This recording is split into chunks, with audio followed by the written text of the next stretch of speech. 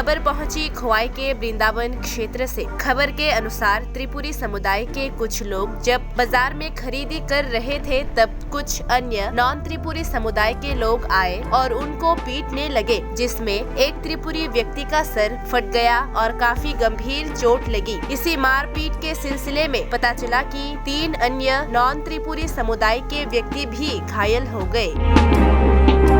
त्रिपुरा राज्य के कई क्षेत्रों में जैसे रानीर बाजार, बिरकुदास, विशालगढ़, कल्याणपुर, कमलपुर, जोलाईबारी, शांतिर बाजार जैसे क्षेत्रों में भी इसी तरह की घटनाएं हो रही है, जिसकी शुरुआत राजनीति के मुद्दे से होती है लेकिन अंत होता है जातिगत हिंसा में। राज्य में इन 2 समुदायों के बीच जातिगत भेदभाव और दंगे नए नहीं है। 1980 के समय से ही ये दिखी जा सकती है, जब इसकी शुरुआत बांग्लादेश से आए अवैध बांग्लादेशियों के आने से हुई थी। आने वाले समय में ऐसी घटनाओं के अंत होंगे या नहीं, ये समय ही बताएगा।